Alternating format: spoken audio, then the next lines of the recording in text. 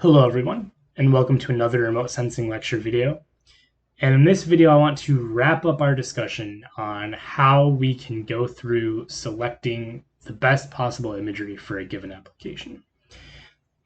And so up to this point, we've talked about sort of what is the goal of the image, and that's going to dictate whether or not you need to go out and curate your own data, or if you can use a pre-generated data set like Google Maps, Google Earth, or Esri base maps. And then we walked through some of the data criteria, making sure that the data that you are getting matches the sort of data criteria of what you're trying to map, both in terms of are we maximizing the features that we want in terms of their size and their characteristics, to are we able to encompass the study area effectively, to are we making sure that the date ranges match up and that our time frame fits within our project. What I want to talk about sort of at the end of this now is sort of the administrative stuff. The stuff that doesn't as much have to do with the actual data as it does with our ability to get and use the data. And so I prefer to think of these as the administrative details, right? The administrative questions.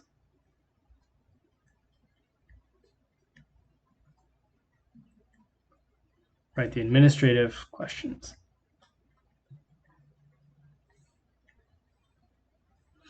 And there's really three of them. Okay, right. This actually, honestly, the number one administrative question in a lot of cases is probably the first question on this entire list, and that is budget. All right, how much money do you have to spend?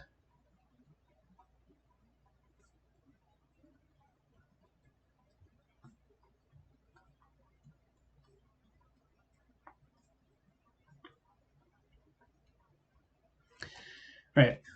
And if you remember in one of our previous videos, I sort of generally walked through some examples of the cost of different image types. And again, I excluded free imagery.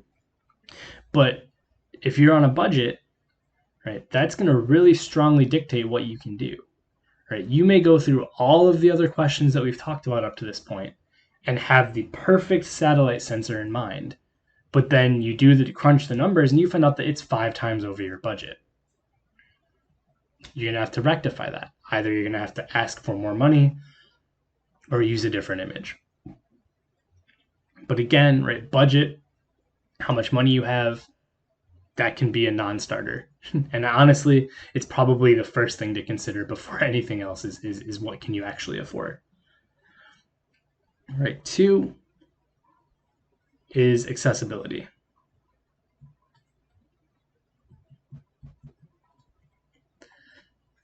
Right, and this is basically, can you actually get the image you want?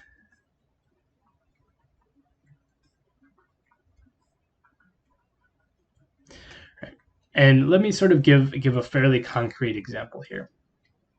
When we talk about the commercial satellites and we go through all the examples in different textbooks and different internet sources, right, there's all kinds of commercially available satellites. There are also an entire list of military satellites that are getting an entirely different data set from the commercially available stuff. And let's say that you've scoured the internet looking for the perfect imagery for something, and you come across, it checks all the boxes. You haven't looked at the budget yet, but it checks all of the data boxes. It's perfect. And then you do a little bit of Googling and you find out that it's actually controlled by a military organization. There is no way for you as an individual to access that data, right? This may seem kind of like a common sense thing, but it really happens, right? There really are instances where the imagery that you want, you just simply don't have the permission to use. Right? So hopefully that makes sense.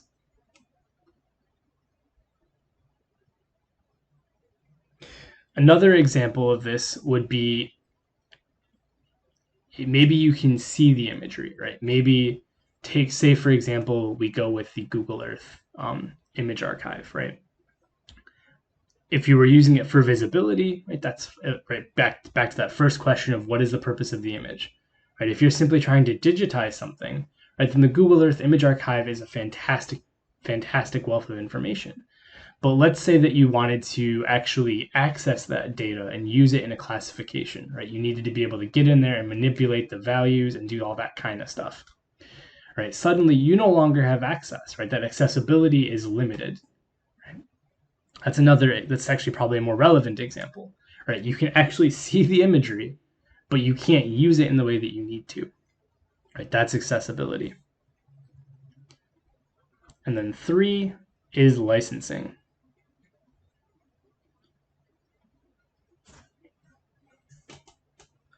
Right, LICENSE, right, license.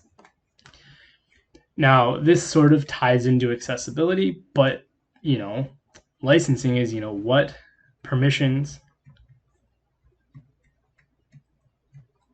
do you have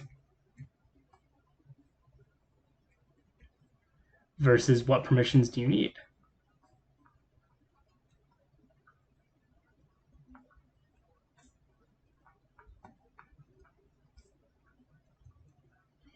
Right.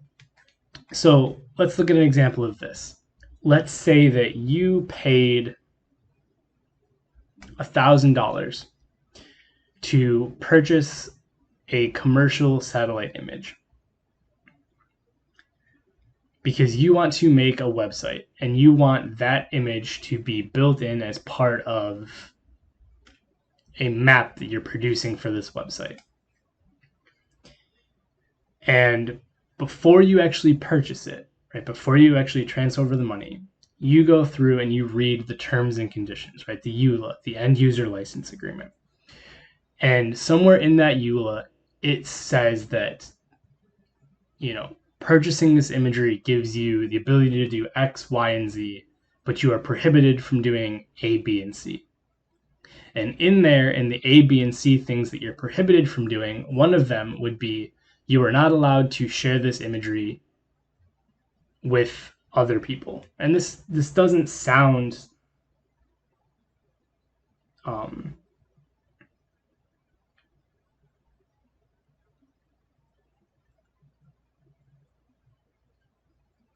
this sounds kind of crazy, but this is a legitimate thing, right? A lot of times, especially commercial companies, will put some pretty strong restrictions on what you can and can't do with the imagery, even if you buy it. Right? You can kind of think of this like buying a movie or a DVD. Right? You've bought that DVD, but yet you can't take that DVD and make a bunch of copies of it and give those copies to your friends. Right? The same thing is true with some imagery. But there are legitimate times where you might want to make a copy of that imagery and give that copy of the imagery to a bunch of your friends for something. And knowing whether or not you can do that legally, right, that's going to play an important role in what imagery you choose. Because if you choose an image that you can't do that, right, you can't make a copy of it, then suddenly, if that's a key part of what you're trying to do, right, you've violated the licensing agreement and you can get in trouble. Another example of this would be, say that you are trying to do some research. And as part of that research, you are obligated by whoever you are disseminating this research to share your primary data, right? This is a pretty common thing. You need to be extremely careful when you're selecting your imagery that the imagery that you choose comes with a license that allows you to do that, and some of them may not. So again, it seems kind of far-fetched in a way, and it also seems kind of common sense in another way, but it's definitely something that you'd be surprised how little attention is given to. Can you legally do what you want to do with the image? And knowing that up front is extremely important. So again, budget, how much money do you have to spend? Can you even get the image you want? And assuming that you can get it, can you actually do what you want with it? Those are 3 sort of and I guess I should say legally. Can you legally do what you want with it? They're three very important sort of administrative questions. So hopefully that makes sense. And if any of this didn't make sense, I would encourage you to pause the video, go back, rewatch the part you're confused about. And as always, please reach out. Thank you.